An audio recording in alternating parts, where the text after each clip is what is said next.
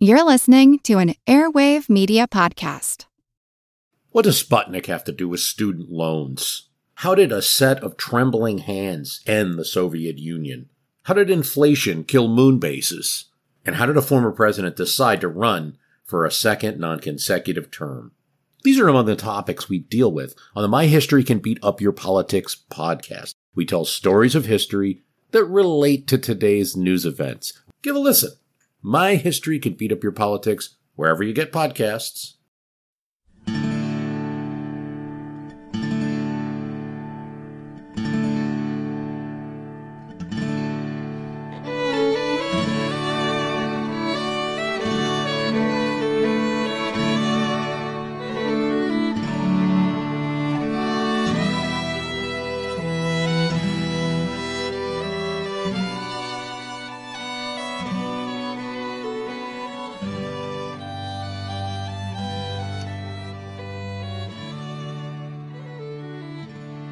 Hey everyone, thanks for tuning in to episode number 376 of our Civil War podcast. I'm Rich. And I'm Tracy. Hello y'all, welcome to the podcast. As y'all will recall, with the last episode we got Pickett's charge started, and with this show we want to continue with that story. On the left, as you guys know, Pettigrew's line was in trouble from the very beginning. Brockenbrough's brigade of Virginians was handicapped by poor leadership and low morale, and their disjointed advance came to a screeching halt when Lieutenant Colonel Franklin Sawyer aggressively pushed the 8th Ohio forward and opened fire on the hapless Virginians. Brockenbrough's men panicked and, according to Sawyer, quote, fled in the wildest confusion. The panicked retreat of Brockenbrough's Virginians exposed the left of Pettigrew's next-in-line unit, which was Davis's brigade of Mississippians and North Carolinians. Sawyer promptly wheeled the 8th Ohio so it was facing due south and aligned behind a board fence. Resting their muskets on the fence, the Buckeyes opened a deadly fire straight into Davis's left flank. Hardest hit was Davis's leftmost regiment, the 11th Mississippi. The 11th was a veteran outfit, but it had missed the fighting on the first day of the battle because it had been detailed to guard wagons. But the 11th paid its dues here on July 3rd, when it would lose 312 of its 592 men. Meanwhile, down on the charge's southern flank, a broadside of musketry tore into Kemper's brigade and Pickett's division, when some Federals, Vermonters led by George Stannard, maneuvered so as to pour fire into the Virginians' vulnerable right flank. So this was very similar to what happened at the other end of the field with the 8th Ohio.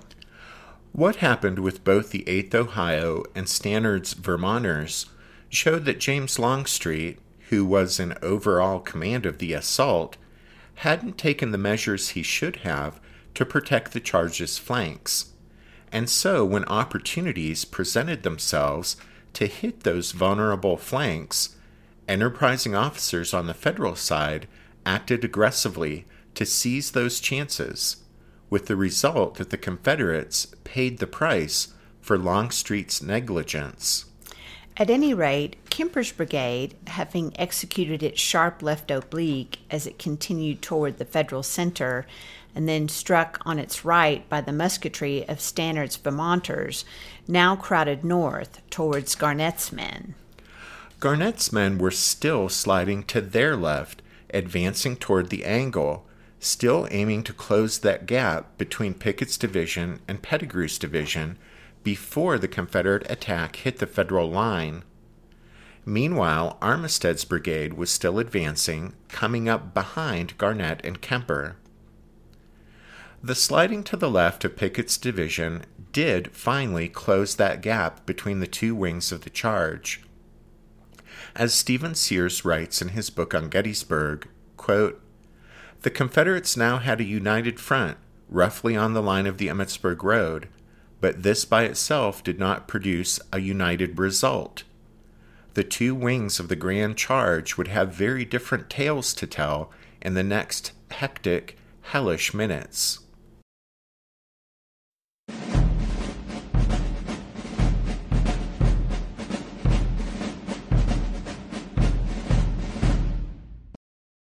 The left wing of the great charge, made up of Pettigrew's troops, would stall at the Emmitsburg Road, which proved to be both literally and figuratively a barricade to their further advance. Right. You see, to the south, where Pickett's men crossed the Emmitsburg Road, the stout fences that lined the roadway had, for the most part, been pulled down during yesterday's fighting, but this was not the case here on Pettigrew's front. The fences along this northern section of the road, post and rail on the west side of the roadway, post and plank on the east, were intact and too strongly built and the enemy's fire too hot for the men to stop long enough to pull them down. They had to climb over the fences instead. Ahead of them, beyond the roadway and fences, was 200 yards of open, rising ground, bisected by yet another rail fence, and then the stone wall behind which waited Alexander Hayes' densely packed lines of Yankee infantry.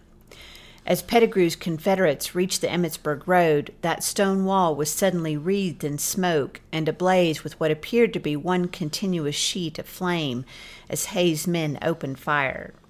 The Federal volley flashed out from the stone wall not in a single cataclysmic crash, but rather in a long, rolling crescendo of thousands of musket shots within the space of a few dozen seconds, as regiment after regiment triggered its fire into the advancing rebel ranks.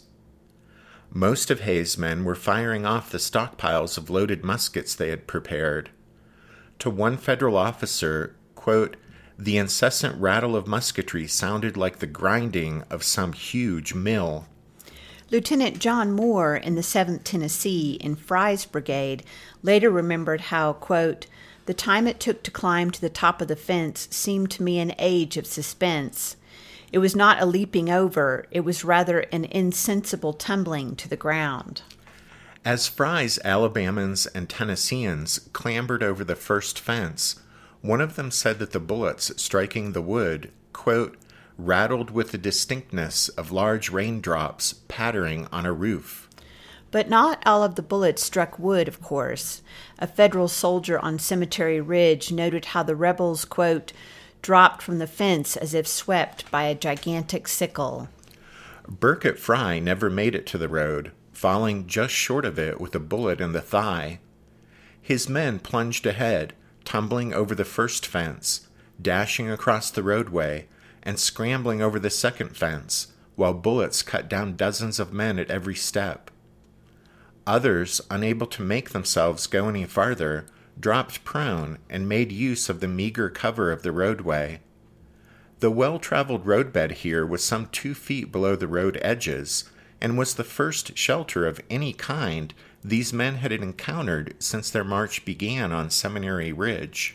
To make matters worse for Pettigrew's men, the incessant volleys of Federal musketry were joined by a searing barrage of canister from the immediate front. The source of this canister was George Woodruff's Battery I, 1st U.S., whose 6 Napoleons were posted in front of Ziegler's Grove, with a clear field of fire toward the Emmitsburg Road. Just to the Alabamans and Tennesseans left, the story was much the same in the North Carolina Brigade that had been Pettigrew's before he inherited the division. Colonel James Marshall was in command of the brigade here on July 3rd. Marshall was 24 years old, a graduate of the Virginia Military Institute, and a grandson of John Marshall, the long-serving and highly influential Chief Justice of the U.S. Supreme Court. Near the Emmitsburg Road, James Marshall, advancing on horseback, was struck simultaneously by 2 bullets in the head and killed instantly. All 4 of Marshall's regimental commanders also went down.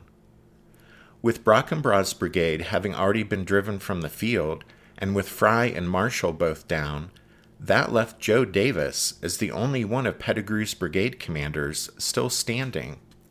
Johnston Pettigrew was wounded as well when a shell fragment shattered his hand and wrist. Isaac Trimble, bringing up his 2 brigades behind Pettigrew's line, later wrote that in those moments so many of Pettigrew's men were being struck down that they, quote, "seemed to sink into the earth under the tempest of fire poured into them." A sizable majority of Pettigrew's troops either would not or could not take the charge beyond the Emmitsburg Road, either because of the seeming shelter offered by the sunken roadway, or the shocking number of officer casualties, or the tremendous volume of the enemy's absolutely unrelenting fire. Many men simply couldn't bring themselves to climb over that second fence. Lieutenant Moore of the 7th Tennessee thought perhaps 2/3 of the troops who reached the Emmitsburg Road never advanced beyond it. Moore recalled how, quote, "I know when I reached the top of the second fence, there seemed to remain a line of battle in the road." But some of Pettigrew's men, perhaps 1,000 in all, somehow did summon up the courage to clamber over that second fence and keep moving forward toward the enemy line. Their alignment was gone now, but their determination to close with the Yankees was not. In small bands clustered around battle flags and following shouting officers, they pushed on into the heart of the storm.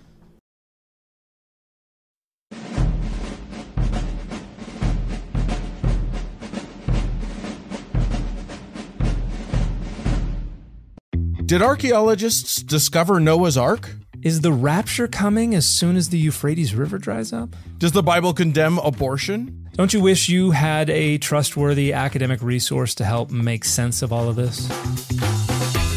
Well, I'm Dan Beecher, and he's award-winning Bible scholar and TikTok sensation Dr. Dan McClellan, and we want to invite you to the Data Over Dogma podcast, where our mission is to increase public access to the academic study of the Bible and religion, and also to combat the spread of misinformation about the same. But, in a fun way. Every week we tackle fascinating topics, we go back to source materials in their original languages, and we interview top scholars in the field. So whether you're a devout believer, or you're just interested in a clear-eyed, deeply informed look at one of the most influential books of all time, we think you're going to love the Data Over Dogma podcast, wherever you subscribe to awesome shows. What's something you learned in history class that you feel wasn't the whole truth? Better yet, what's something you didn't learn at all that was omitted completely? That's what I'd like to call redacted history. I believe that all history, no matter how good or bad, needs to be told. There are wars, massacres, battles, and entire historical events that are just not in our school's history books. Have you ever heard of Mary Bowser? I didn't think so. My name is Andre White, the host of the Redacted History Podcast, the place where history's forgotten events, heroes, and villains get their story told, one episode at a time. So come huddle around the campfire with me and get ready to hear the stories that you were robbed of. And get comfortable. We're going to be here a while. The Redacted History Podcast. Real history never dies. Stream the Redacted History Podcast on Apple Podcasts, Spotify, or wherever else you get your podcasts. On the federal side, Alexander Hayes' tactic of crowding every man in his 2 brigades right into the front line at the stone wall north of the Angle was proving to be murderously effective. The 260 yards of wall Hayes was defending appeared to be one solid line of musket barrels. Men were 2, 3, or even 4 deep behind it. The result was one massive, continuous volley of musketry. Afterward, when one man examined the fence along the eastern edge of the Emmitsburg Road, he noted that one board, quote, was indeed a curiosity. It was 16 feet long, 14 inches broad, and was perforated with 836 musket balls. A soldier in the 12th New Jersey boasted to his wife in a letter 3 days later, quote, "We opened on them and they fell like grain before the reaper." End quote. But nevertheless, small groups of Fry's Tennesseans and Alabamans and Marshall's North Carolinians pressed forward, while to their left, a few of Davis's Mississippians rushed toward the Bryan barn at the north end of Hayes' line. As always during the Civil War in an attack, the color bearers were the focus of all eyes and the most visible targets, and suffered staggering losses as a result. The 14th Tennessee and the 5th Alabama Battalion of Fry's brigade each reached the limit of their advance behind its 4th color bearer of the day. Private Boney Smith of the 14th Tennessee carried the regiment's flag to within 80 yards of the stone wall and stood holding it there defiantly until he too was shot down. The 11th North Carolina lost all 8 members of its color guard. The 26th North Carolina had lost 14 color bearers on the first day of the battle, and here on July 3rd, it lost 4 more and lost its flag as well. The intensity of the Federal musketry and blast of canister defied belief, yet some of the Confederates leaned into the fire and doggedly continued forward. The carnage was simply appalling. Major Theodore Ellis of the 14th Connecticut said that after the rebels crossed the Emmitsburg Road, they, quote, seemed to melt away. Having made it beyond the road, Private James Holloway of the 7th Tennessee was forced by the sheer volume of the incoming fire to drop down and hug the ground with some of his comrades. When Holloway heard one man suggest they surrender, he raised up from the ground and barked, "Let's never surrender!" Before he could lower his head back down, a bullet shattered his skull, killing him instantly. Nearby, behind the stone wall, in the ranks of the 14th Connecticut, 18-year-old Corporal William Goodell shouted over the noise of battle, "I would rather be killed than beaten today." Minutes later, the young man died, struck by a bullet as he loaded his musket. Realizing the Confederate advance here in front of him had reached its limit and stalled, Alexander Hayes decided to deliver the coup de grace to the enemy effort. He ordered 2 of his regiments, the 108th New York and 126th New York, as well as 2 guns from Woodruff's battery, to swing to the right and take up position along the Bryan farm lane, which ran westward out to the Emmitsburg Road. George Woodruff fell mortally wounded while wheeling his cannon into this new position, but soon his gunners, along with the infantrymen of the 108th and 126th New York, began raking Pettigrew's disintegrating lines with a devastating enfilading fire. Unable to breach the Federal position and now taking fire from front and left, Pettigrew's force finally crumbled. Some of the rebels stood bravely, firing and loading their muskets, before finally retreating or raising their arms in surrender.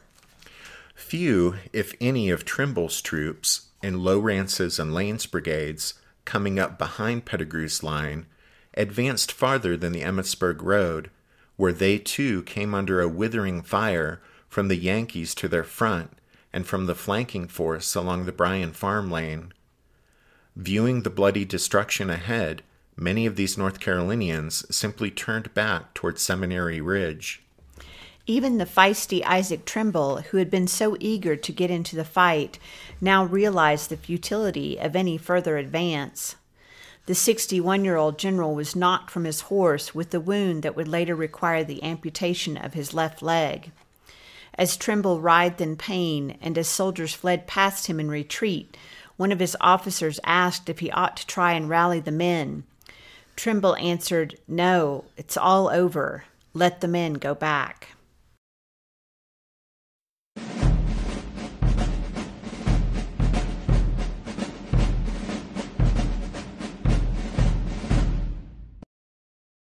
At about the same time that Pettigrew's line reached the Emmitsburg Road, the right wing of the Great Charge, made up of Pickett's 3 brigades of Virginians, surged forward toward the Federal line on Cemetery Ridge. Because they didn't have the barrier of the roadside fences to contend with, or the solid wall of enemy fire that Pettigrew's men did, the Virginians' fight would reach its climax at closer quarters with the Federals, here at the copse of trees and the angle. With their course now set toward the angle and the copse of trees, Pickett's men continued their advance, trailing dead and wounded at every step, but pressing onward, doggedly closing the gaps torn in their ranks. Kemper rode back to find Armistead to coordinate support during the upcoming critical minutes.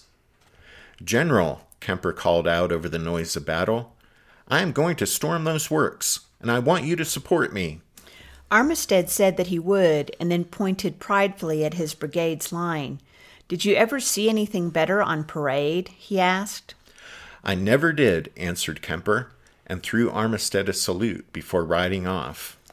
Behind his 3 brigades rode George Pickett and his staff.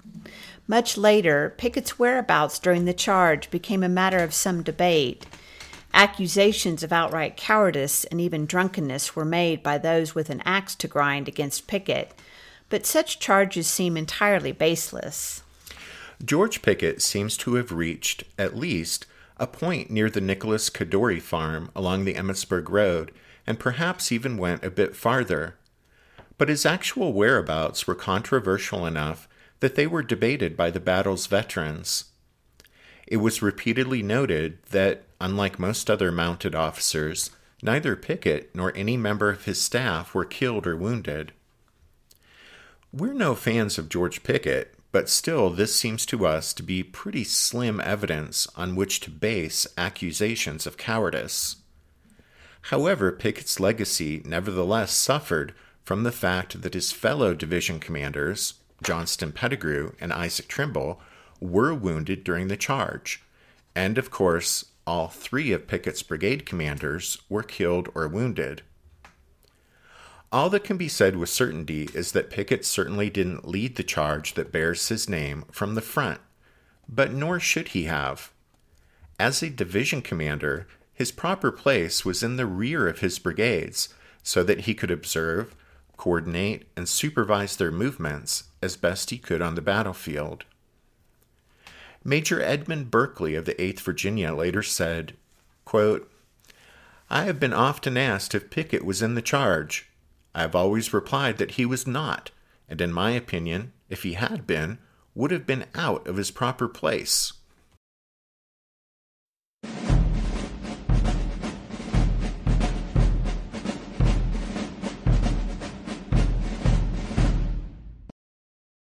In Jeffrey Wirt's book, Gettysburg, Day 3, he writes that as Garnett's and Kemper's Virginians approached the Federal line on Cemetery Ridge, they raised, in the words of John Gibbon, quote, "a kind of savage roar," end quote. Other Federals, though, thought the sound was the familiar, quote-unquote, demonic yells of the Confederates. But whether rebel yell or unconscious primal scream, the sounds certainly came from men impelling themselves forward into a maelstrom of staggering proportions and intensity. Gibbon's Federals had been waiting for this moment.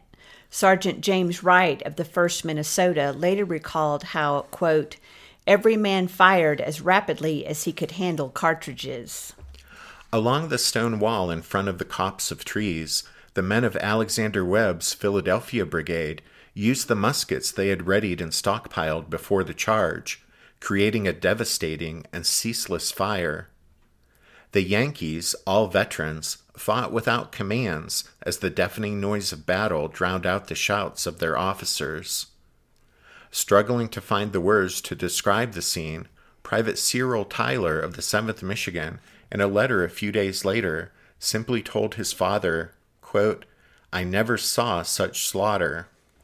Although the musketry and storm of canister, in the words of one Massachusetts officer, quote, "bowled them over like ninepins," end quote, the Virginians nevertheless kept coming. Kemper, Garnett, and their regimental officers urged the men onward. A Federal sergeant compared the enemy's advance to, quote, "the ocean surge upon the solid rock." As Kemper's and Garnett's Virginians rushed toward the copse of trees and the angle, the regimental ranks became, for the most part, a jumble of men, with the troops from both brigades intermingled with each other as they closed in on the Federal position. Captain James T. James of the 11th Virginia would state years later, quote, "I am even now almost persuaded that I was saved in that charge by some kind of miracle or other," end quote. But many others were not so fortunate. 2 of James' fellow captains in the 11th, David Houston and Andrew Houston, brothers from Rockbridge County, were both hit. Andrew was captured, while David died of his wounds the next day. A bullet smashed into the face of Colonel Tazewell Patton of the 7th Virginia, breaking his jaw and ripping apart his tongue. Patton was one of those who had had a premonition of his death. Captured afterward by the Federals, he would die as a prisoner on July 21st. 3 color bearers of the 1st Virginia were shot down in succession. Sergeant William Lawson grabbed the flag and carried it toward the stone wall, then had his arm nearly torn off when he was hit. A private seized it and was wounded. When he fell, the flag was hidden under his body and those of others, where it was found after the charge and taken by a soldier in the 82nd New York. The entire color guard and 4 flag bearers in the 8th Virginia were either killed or wounded. In the 18th Virginia, after 2 color bearers went down, Lieutenant Colonel Henry Carrington grabbed the flag and led the regiment forward toward the stone wall until he was hit. Like Henry Carrington, the 28th Virginia's Colonel Robert Allen took up his regimental flag when his entire color guard was shot down. Allen carried it to the stone wall where he was hit. Handing the flag to a lieutenant, Allen sat down and died. As the men of Allen's 28th Virginia pressed forward, Captain Michael Spessard knelt by a fallen soldier. It was his son, Hezekiah. Private Spessard had served in the regiment under his father's command less than 5 months, and now his life was draining away from a mortal wound. Michael Spessard gave his son a drink of water from a canteen and then rejoined his company. He would survive the charge and make it back to Seminary Ridge, while Hezekiah would be captured and die in a 3rd Corps field hospital on July 19th.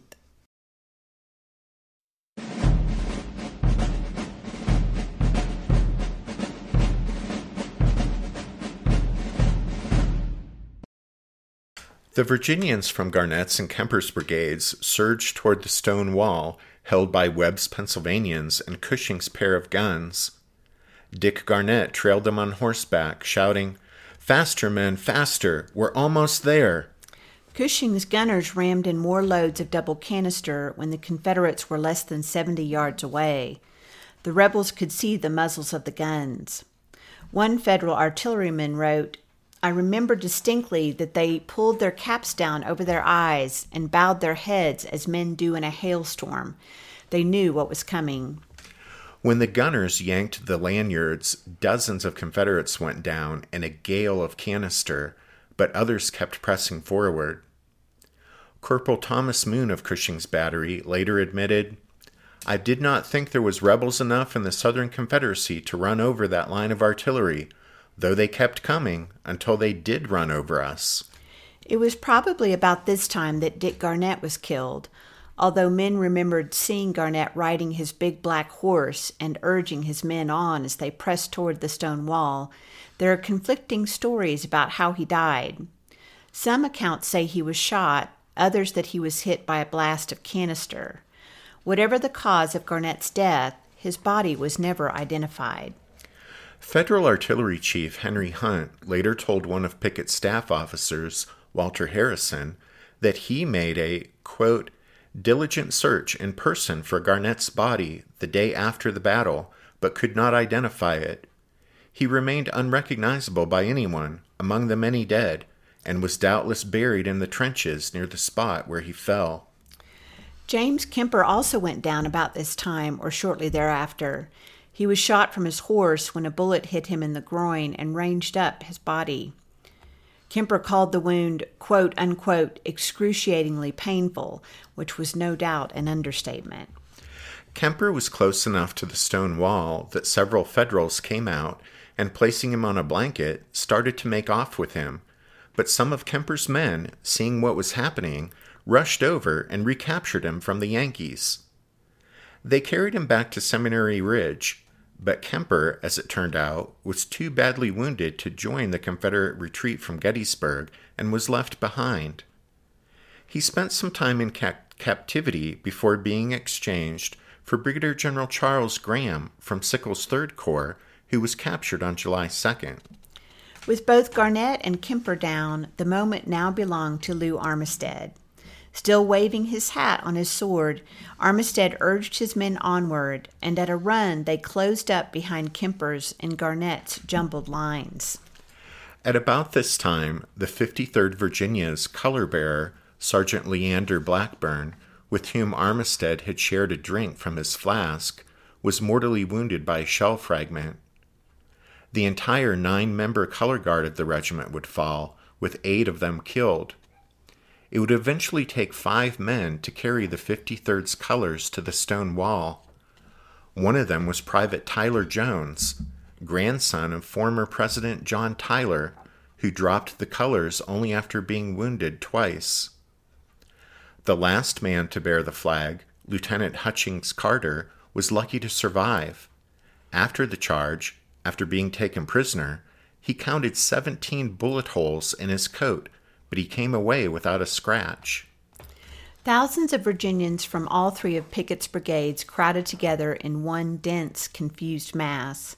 In the final stretch of gently rising slope in front of the stone wall, their advance had lost its momentum, as many of the men did their best to stand their ground while trading shots with the Yankees, who were now less than 100 yards away, while others kept pushing forward. Captain Henry Owen of the 18th Virginia wrote that, quote, "All knew the purpose was to carry the heights in front, and the mingled mass from 15 to 30 deep rushed toward the stone wall, over ground covered with dead and dying men, where the earth seemed to be on fire, and the smoke dense and suffocating, the sun shut out. But the division, in the shape of an inverted V, pushed forward, fighting, falling, and melting away." At the forefront of the mingled mass that Owen described was Lewis Armistead. Organized regimental lines had disintegrated, and the men still moving forward toward the stone wall did so in a loose swarm dotted with battle flags. Like a wave rolling toward the shore, several hundred of Armistead's troops, joined by men from Kemper's and Garnett's brigades, surged forward in one final determined push. Inside the Federal line, John Gibbon was struck down, wounded by a bullet that tore through his left arm and shoulder.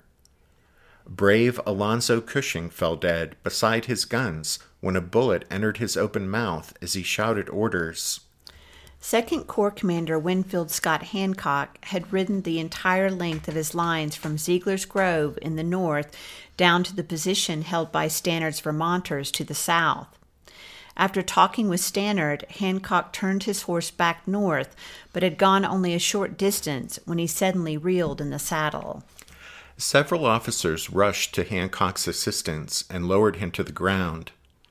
A bullet had struck the pommel of his saddle, driving a piece of a bent 10-penny nail into his thigh. It was an ugly, painful injury, and Hancock would suffer the effects of it for the rest of his life. Now blood poured from the wound, and Hancock told those helping him, "Don't let me bleed to death. Get something around it, quick." After receiving aid and the assurance his wound wasn't life-threatening, Hancock refused to leave the field until the outcome of the enemy charge had been decided. His wait would not be long.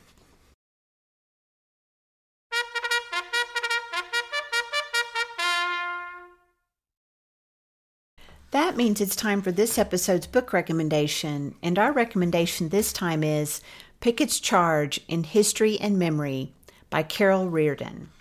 This is an excellent book by Reardon, not so much about the specifics of the charge itself, but a look at why Pickett's Charge still looms so large in the public's imagination.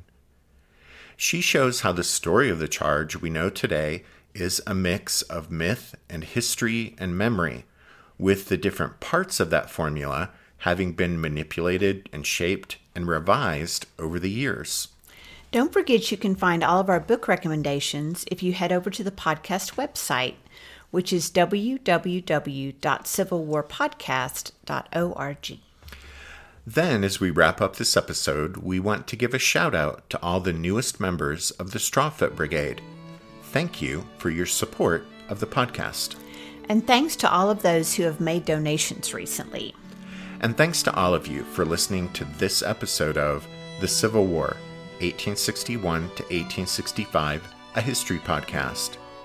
Tracy and I do hope that you join us again next time, but until then, take care. Thanks, everyone. Bye.